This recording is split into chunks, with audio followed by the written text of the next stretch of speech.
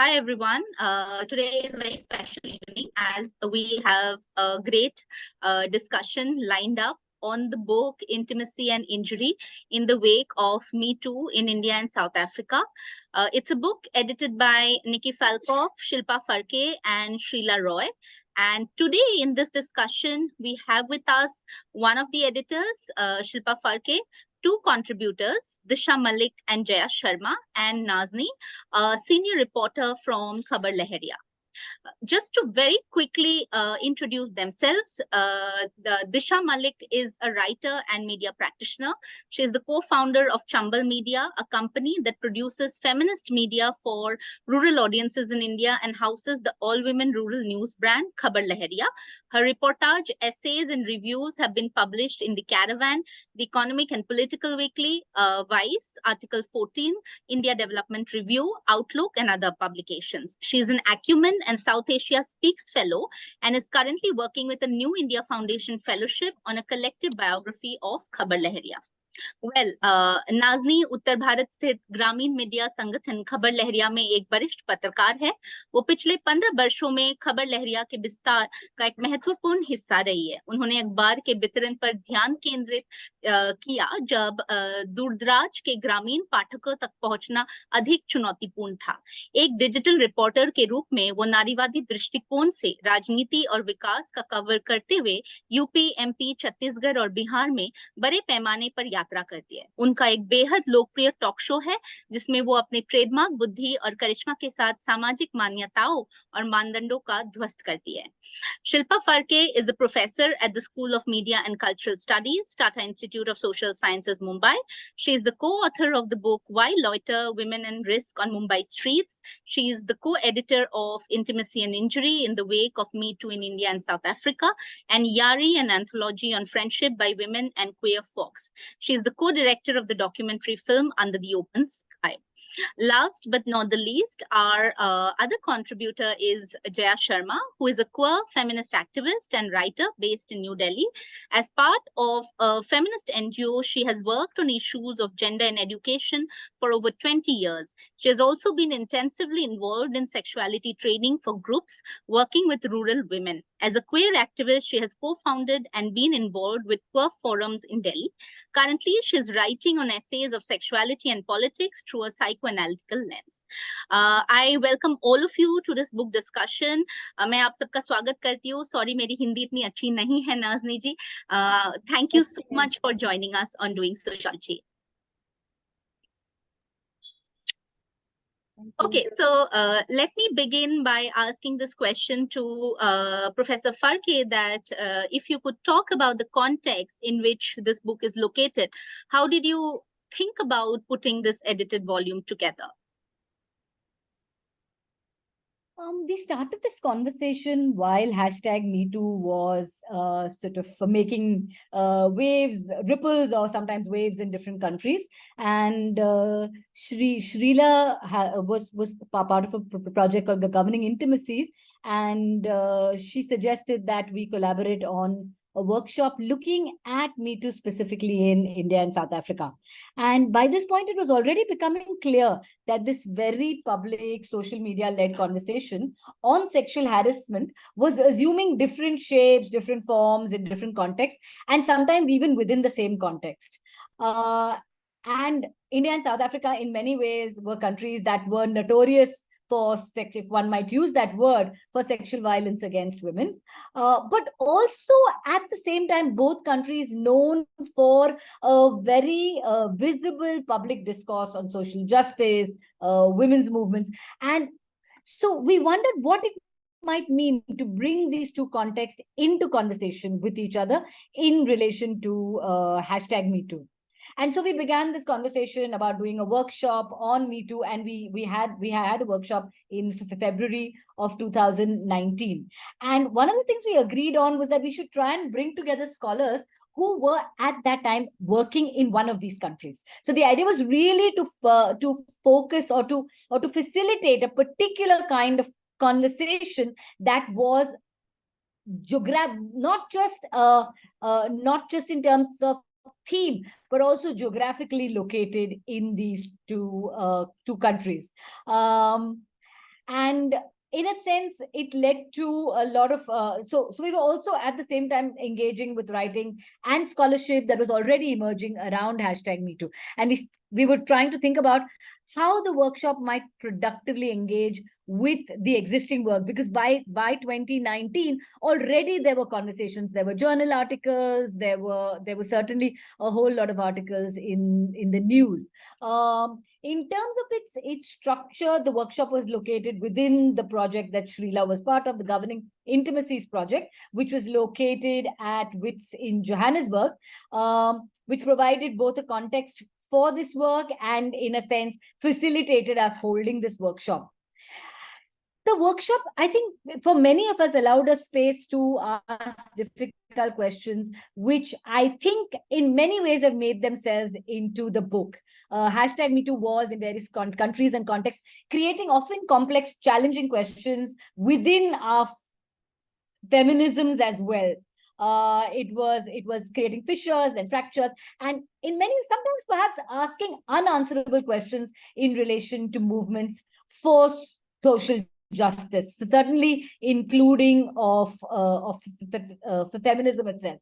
So the book really comes out of this workshop, though there are a few, as is often the case, I think, contributions from people who were not part of the workshop, but most people were part of the workshop.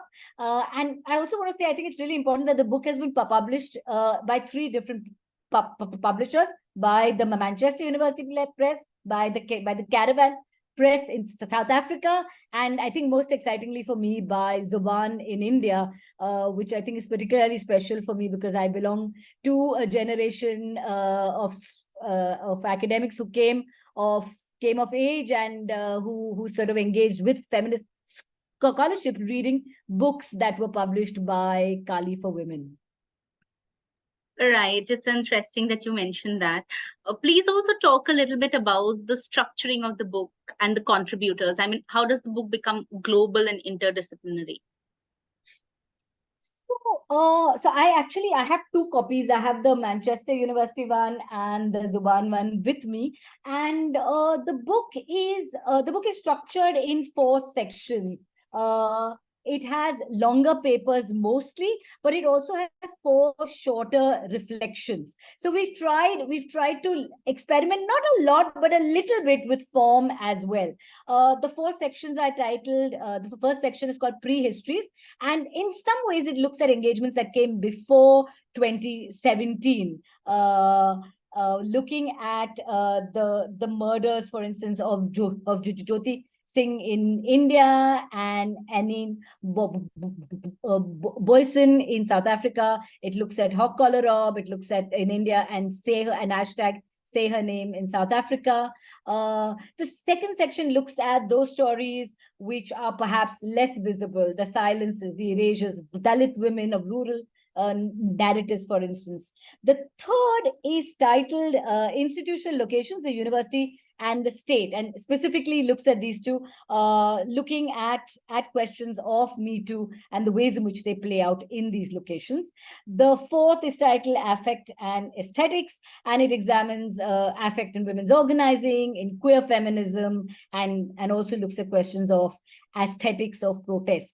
Of course, I mean, trying to categorize papers in any context is always a hard thing, and you often feel that essays might fit more than one theme, as anyone who has edited a book and tried to thematize them will recollect that sometimes you have too many in one theme, then you have to rejig them. So of course, in a sense, these are categories we've imposed, and many of them sort of talk or speak to more than one of these two thematics, I'd say. And the book as a whole can be read in, I think, multiple layered ways. But I think the papers do in many ways speak to each other. They speak around each other. They engage, as I said, university spaces, headline cases, and what these meant for our understanding of sexual violence. And in engaging different spaces and institutions, they also challenge the state.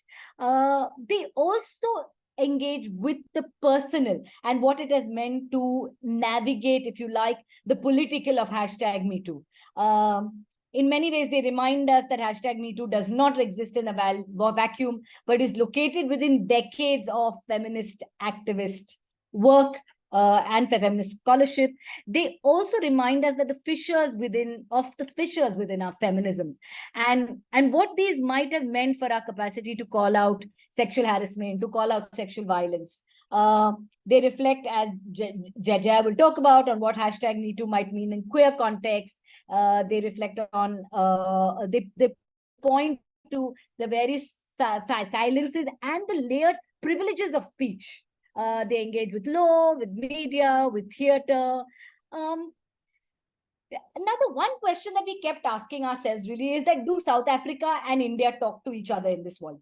That we are bringing these two contexts together. Our hope is that it's doing something. It's doing something more than just saying, oh, we have these two countries and we know each other, so we can bring them together. And I'd say that in many cases they do. When we read these papers together, they offer an engagement with what it might mean for us to have conversations with each other. And I think because we look at scholars, or we have scholars and activists located in the global south, it offers us a glimpse of what it might mean for us to engage with conversations in each other that do not need necessarily to engage North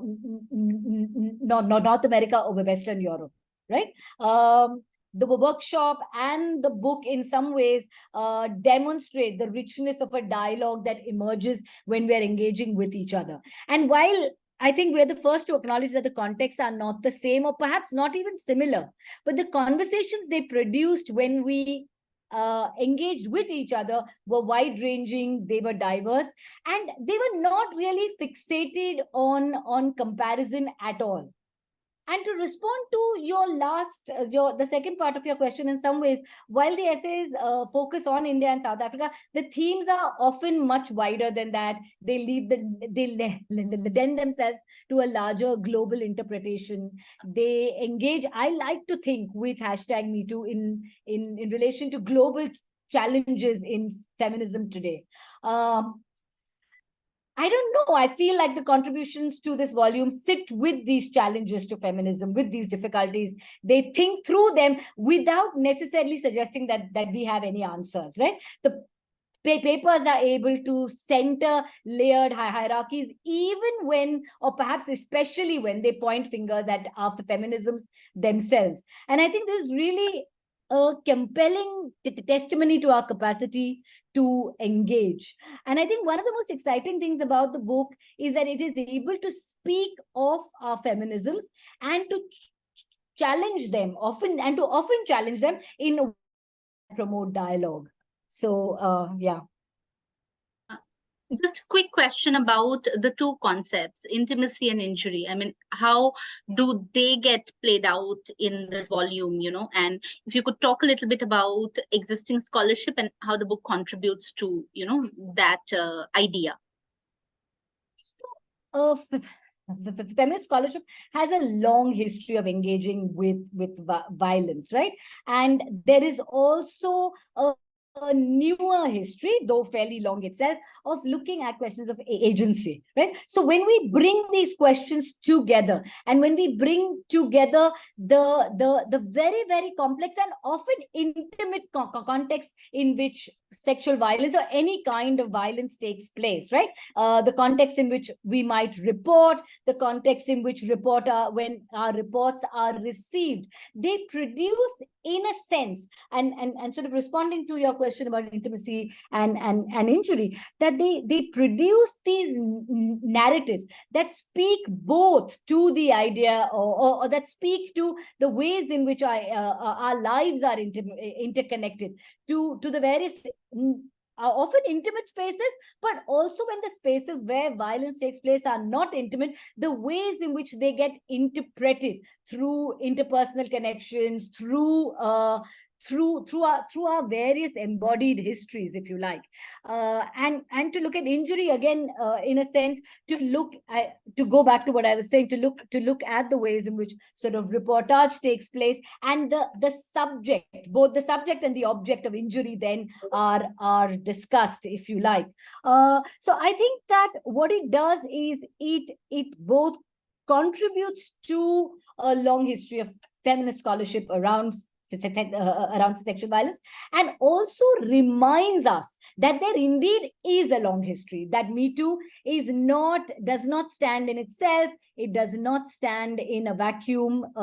It builds on struggles. It builds on theoretical and conceptual formulations. And in a sense, the book really is part of this larger continuum, if you like. Thank you for that. I think it's very important because I would want to ask Jaya, one of the contributors, about how her chapter on queer feminisms and the Me Too engages with feminist critiques regarding our own ways of understanding, responding, and engaging with hashtag Me Too. How can that be understood? So I was really excited by this, opportunity to uh, to to actually speak with queer feminists in Delhi, who many of whom are people I know. And so basically, my chapter in the book is based on interviews. And the fact that I knew these people was important because trust mattered. So, in a context in which people were fairly scared to say what they, really felt about dilemmas, about angst-ridden questions, about how we were speaking to each other within, the feminist movements, that the interview and the kind of anonymity that afforded, allowed people to speak and to reflect and to share. And it was absolutely wonderful to hear people, because their reflections were very provocative, very deep, very challenging. And as I share, in response to your question, I also want to quote some of the people who spoke in the interviews. But basically, I think relating to your question about intimacy and injury, and kind of following on from what Shilpa said, that there is a need to look at injury also from a lens of intimacy, like what is our understanding of desire, and what several of the respondents, I interviewed 10 feminists, so in Delhi, and what many of them said was that there is a way in which maybe our understanding of desire as feminists needs to be more complicated than what Me Too allowed for. So, for instance, and the names have been changed. There is a gay male Dalit student who said that that that we need to look at the fact that that power has multiple sources. So when we're looking at how power and desire intersect, we have to look at the multiplicity of sources of power, and that it's not just unidirectional. So interestingly, he raised the question. He said that in his kind of university setting, that what if the accused is a Dalit gay man? What if the student actually desires a professor? What if both the student and the professor are women? So a whole host of questions that kind of compel us to think about desire and power in the way that it actually is complicated. Not to complicate it, but to recognize that it is already complicated. Then there was a queer feminist in her late 30s, who is from a tribal community. She spoke about, as a queer feminist, she said, as feminists, we have talked about the fluidity of desire, but we have not talked about the messiness of desire.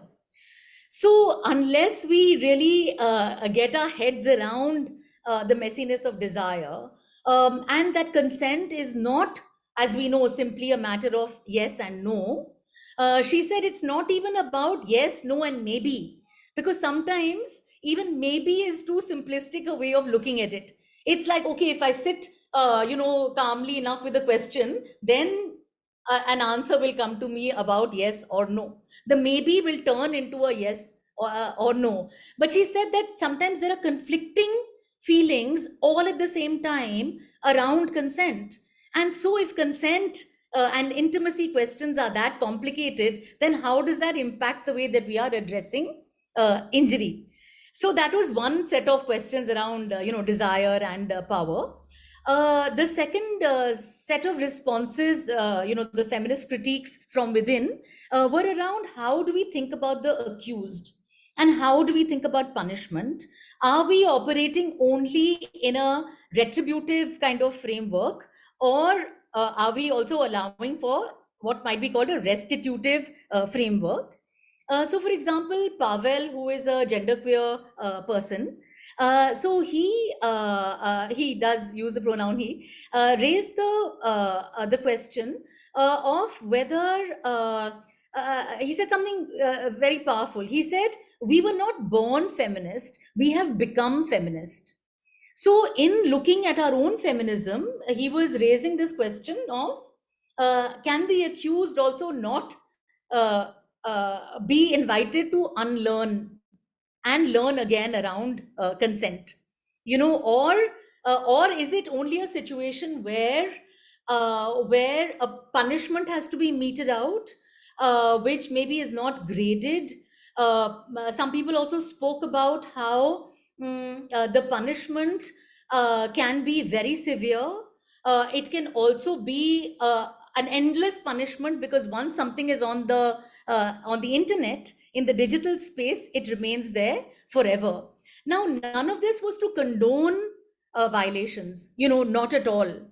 But it was, I think what people were saying was an invitation to really look at what is our approach, including around shaming. So, for example, Dhamini, who's a queer feminist, I want to actually read out what she said about shaming. She said, as a queer person, she has experienced shame at the hands of family, sometimes even friends. So she said, and I'm quoting her, this isn't a plea for condoning problematic behavior, but a radical call to empathize and thus not repeat the same cycle of punishment. And she said, ostracization, judgment, opprobrium that the community as a whole is deeply familiar with. So, as a queer feminist, she was actually questioning this kind of focus on shaming the accused. And lastly, the other kind of set of reflections that came were around, that does the online space, and this is something that Shilpa has also written about, that what is the specificity of the online space, and can it sometimes actually kind of opportunity for an enjoyment of aggression, and of attacking not just the accused. And I want to quote here a lesbian feminist whose pseudonym was Preeti, 29 years old. She went as far as to say that this is a collective vindictiveness and there is a pleasure associated with it. Okay, now this might require a much longer conversation, but there were concerns about how the accused is being looked at.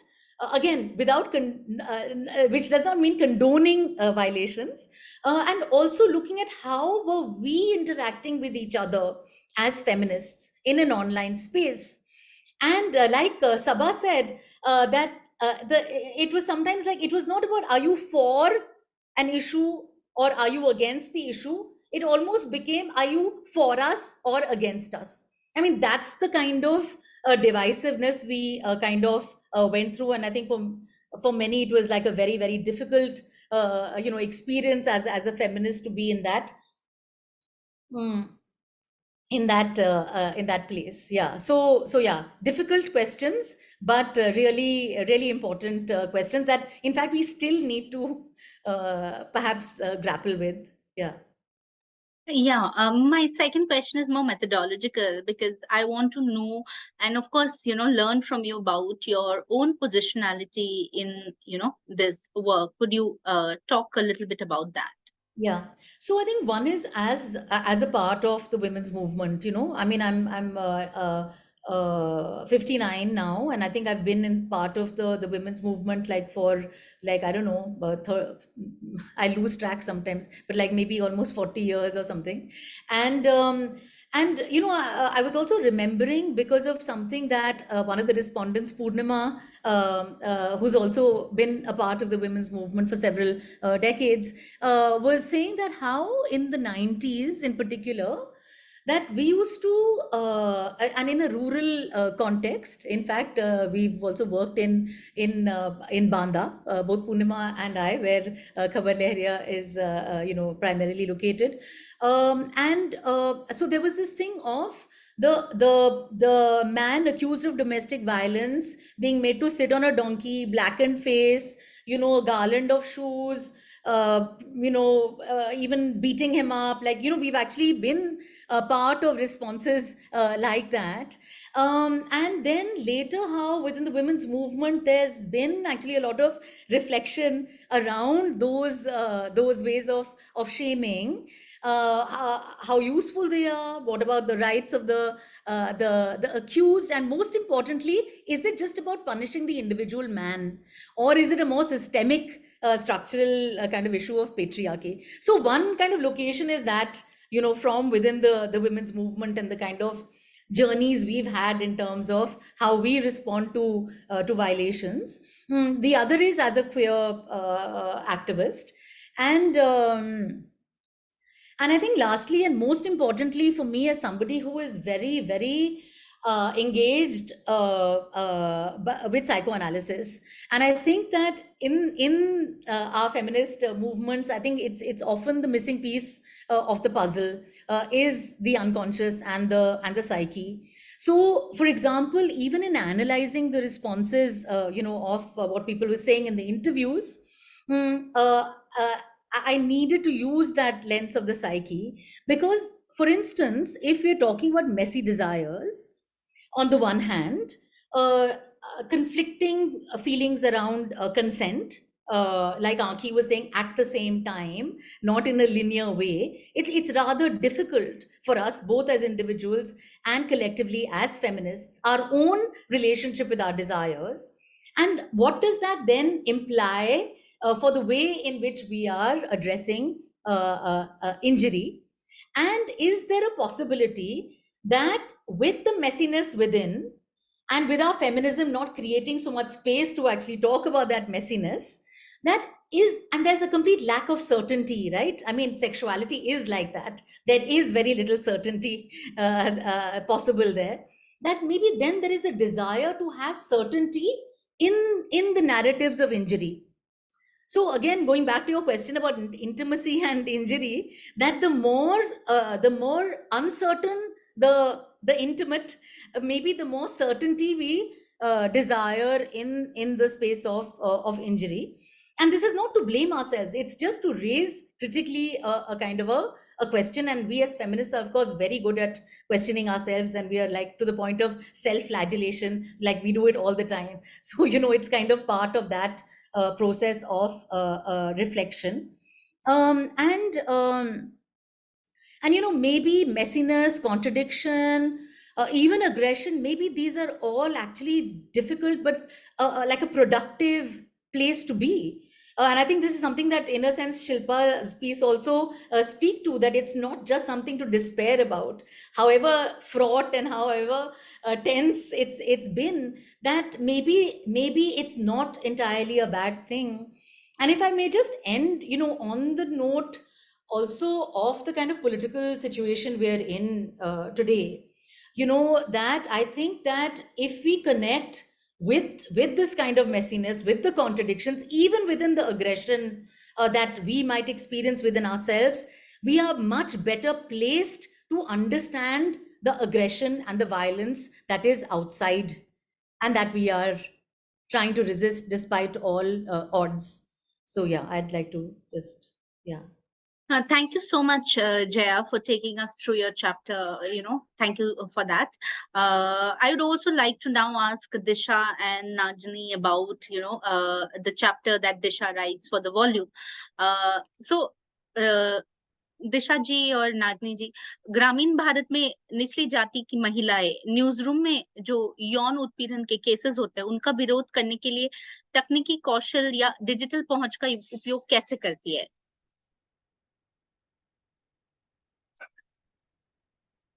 It would be good to have both of you answer that question. आप दोनों ही जवाब दे सकते हैं. नाज़नी? जी, एक बार फिर से सवाल।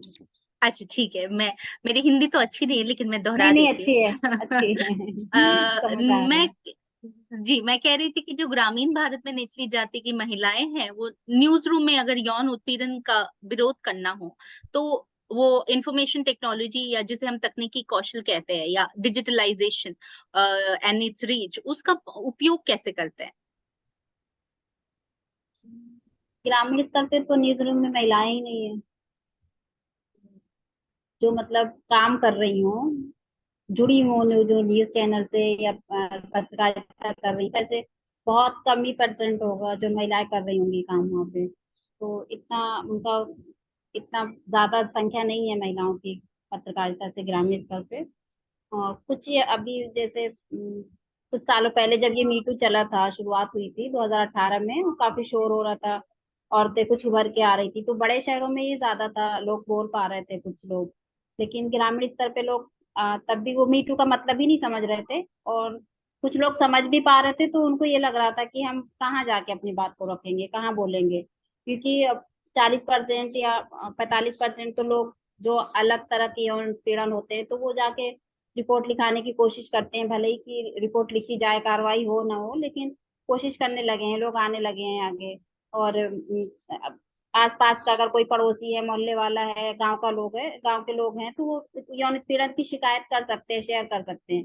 लेकिन अगर मीटू के हमारे ऑफिस का ही बंदा है या फिर हमारे घर का परिवार का ही बंदा है तो उसे वो कहाँ रखेंगे? अगर ऑफिस की बात को ओपन करते हो तो उनकी नौकरी चली जाएगी, समाज की में बदनामी होगी, और पुलिस वाले के पास रिपोर्ट लिखाने जाएंगे तो वो उनको समझौता ही करने की बात कहेंगे, राय देंगे कि आप समझौता कर लो।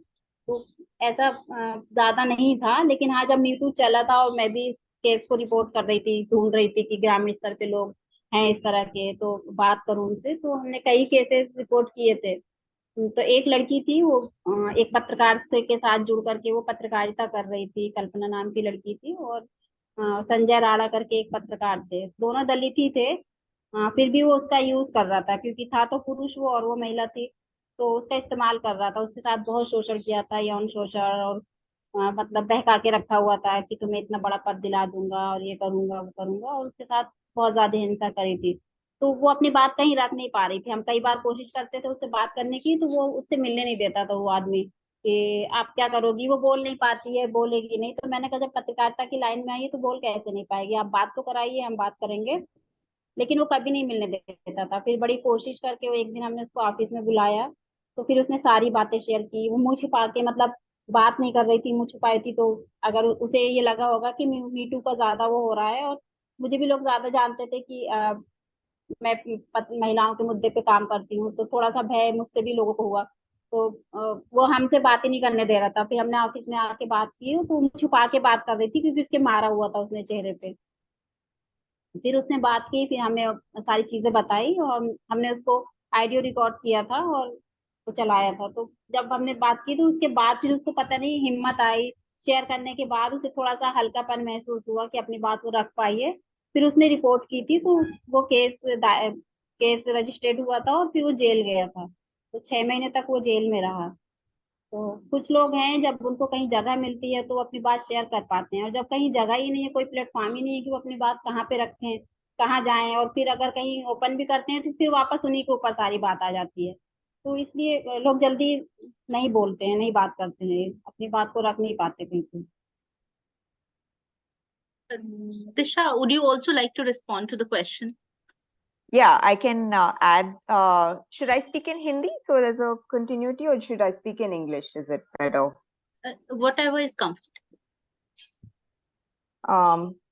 Okay, I can speak in English so that it's um yeah, I think the question, Rituparna, was whether women in rural India or women who are from marginalized communities have been able to address or document episodes of sexual violence after digitalization, or and I would say the short answer is no. And I think that Nazni's answer kind of gives you an illustration to how I think some of the things that Jaya was saying in terms of how messy and how complicated the field is. And when I'm speaking about the field, I'm speaking about rural India or Banda or Bundelkhand as the field that we've witnessed different kinds of intimacies and injuries evolving over the last maybe 20, 30 years of working in that area. So I think that even now, even maybe 7 or 8 years after digitalization, and after there's been a considerable boom in how much technology and how many mobile phones there are in people's hands, even in quite poor areas of North India where we work, I think the access to technology and digitalization is still amongst a very small proportion of people, and especially of women, and obviously the subset of Dalit and Muslim and Adivasi marginalized women's voices in this narrative or discourse is very small. So even in the Khabar Lahariya context, with context of the chapter on talking about how the Me Too movement or digitalization itself has enabled women to come out and speak about sexual assault or violence, it's a very small proportion of pushing back that's happened. I think that what has happened and what the moment enabled was to forge a kind of, I mean, and I think that this is both about digitalization itself and about the Me Too movement. It enabled maybe a ability to forge a solidarity which was not there between episodes or instances of sexual violence or assault, or how they've evolved over the last 20, 30, 40 years of the women's movement, how certain kinds of empowerment, political empowerment, social empowerment, intersecting with gender empowerment is kind of giving rise to a new landscape of both intimacies and forms of violence. So I think that it enabled us to join the dots between experiences that urban, upper class, or middle class women were having and were speaking about, and what experiences rural women who had come out into the public domain. And like Nazni said, there are very few women working in media or in the professions that women were talking about Me Too or bringing cases to the front. But there are a lot of women working in the public domain as farm labor, as government officials, on work sites. And the amount of sexual violence that we have seen and reported on as Khabar Lahariya over the last 20 years has been considerable. So there's an opportunity to talk about those particular episodes of violence where caste is always already a factor, because a lot of the women working on work sites are Dalit or Adivasi, and most of their employers are Thakur, and there's a high, long and high degree of violence.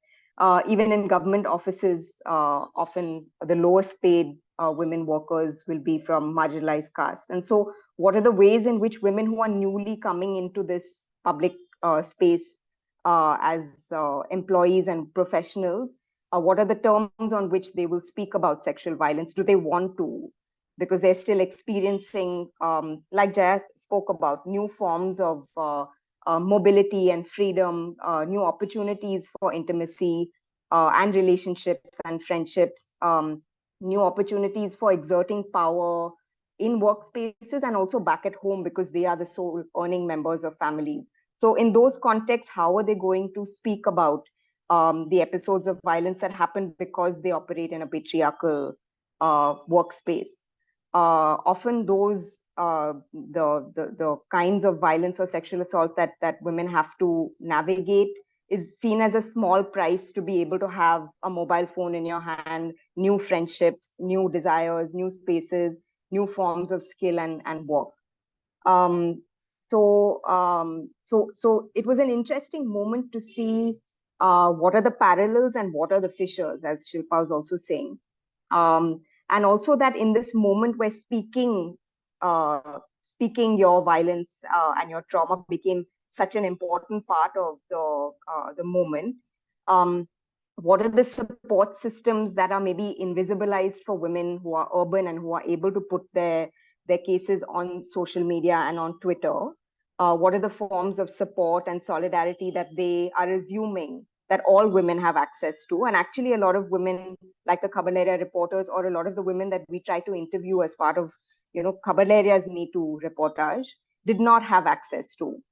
If a woman on a work site complained of an episode of sexual violence against her Thakur employer, what would be the support system that would kick in to be able to support that? Because as Nazni said, most cases would not make it to the police thana. Even if they did, there would be a societal mechanism for compromising on those cases and having them silenced.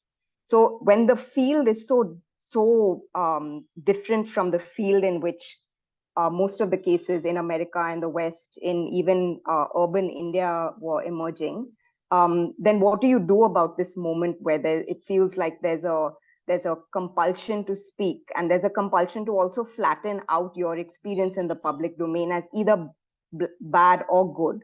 It's either violent or it's empowering, when the fact is that it's never ever like that. It can be empowering for a moment. There can be intimacies which are highly charged with violence and discrimination. There are opportunities that were never experienced before, and they provide a kind of pleasure as much as they provide a danger. There are trolls out there who are also visibilizing the Khabar Lahariya reporters, because this was also something that was very unique to our experience, that our trolls online and the kind of violence that we were experiencing online when we were putting posts on were often people that the reporters knew and would meet on the bus and would be quite familiar with. So what happens when the people who are trolling you are not kind of like kind of violence online, this performative kind of violence online, are also visibilizing and appreciating the fact that these women are, doing a kind of reporting that nobody else is doing. It was always this kind of multiple, complicated domain.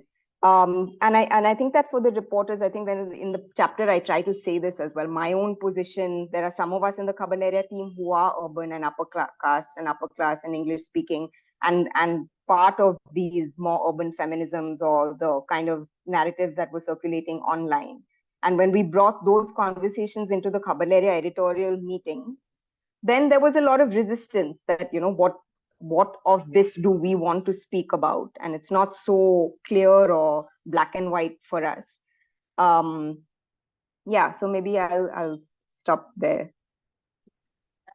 That's a very interesting response. And I was also thinking about the dynamics here in terms of language, because in India, there are so many vernacular languages. I mean, it's difficult to even be thinking about inclusive without practicing them, but there are also constraints. Anyway, so again, मेरा दूसरा सवाल है नाजनी जी और दिशा जी कि आप खबर लहरिया को इस डिजिटलाइजेशन के कॉन्टेक्स्ट में कैसे लोकेट करते हैं? I can go first, and then maybe Nazni can add. Yes. So for us at Khabar Lahariya, this digitalization journey has also been a big part of Khabar Lahariya's searching out maybe what is going to be our survival strategy for a new phase of maybe media, and politically the landscape has changed so much since Khabar Lahariya started, and as in its first decade we were trying to make it work as multiple editions of a print newspaper, and it has emerged from a rich kind of history of literacy and print, and what rural women's relationship to the printed word is, and then that product. Digitalization also came at a moment where we were really struggling to see what the future of Khabar Lahariya would be, and whether we would be able to enable it to survive. That, like this media product for an audience that cannot pay for it, for an audience that doesn't have advertisers that will support it. How will this instrument, which we thought was very crucial for rural and marginalized women's voices to come out into the public domain? So digitalization gave us an opportunity to, I think, enter a new information and literacy landscape. So maybe around 10 years ago, when technology and mobile phones were even entering rural India, we saw that this was a new landscape of information and literacy, where rural and especially Dalit and Muslim and Adivasi women would not have a role. It was a landscape which didn't really account for their bodies or their voices or their selves or their identities to shape it.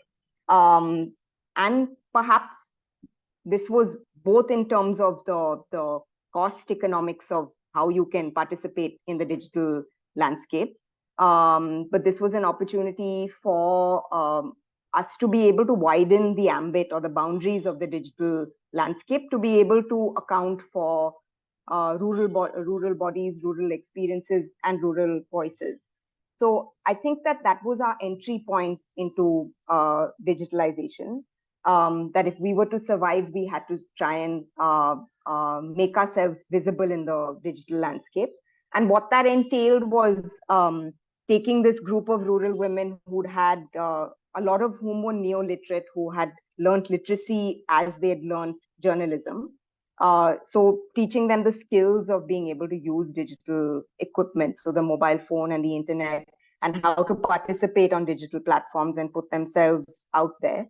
So kind of like a skilling kind of journey. And then what were the kinds of stories and experiences that you could put out into the digital world, which was different from the way in which you put out stories and content in the print world. Because it allows for a lot of flexibility. It allows for the body to be present in the way that our print stories didn't. I mean, our print stories didn't even have bylines of the journalists because it was always published as a collective. But with digitalization and using the audiovisual medium, we were able to have these rural women's bodies who are not still seen as, appropriate journalists or real qualified journalists. Now they were there in their physical kind of embodied selves on screen, telling you the news, participating in talk shows, having opinions. So I think that it changed I would say that it changed the boundaries of the knowledge that was produced in the digital landscape. Yeah, I think that's what digitalization has meant for Khabar Lahariya. But I think that Nazni should also respond to, from the local perspective, what it has meant to participate in this digital journey. Nazni, yahan ho?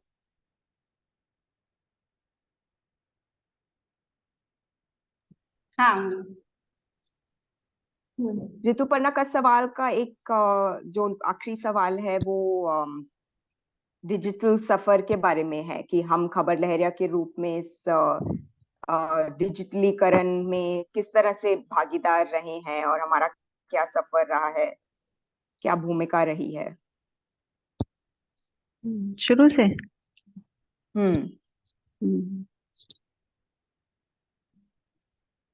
Local के नजरिए से तुम कुछ जोड़ना चाहते हो?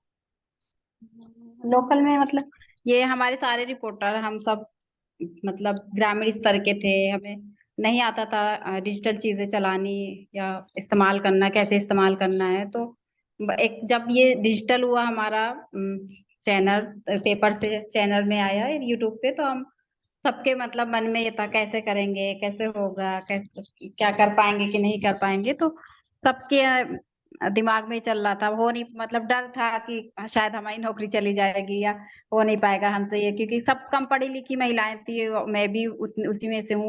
तो मैंने भी कभी स्मार्टफोन नहीं चलाया था, नहीं देखा था।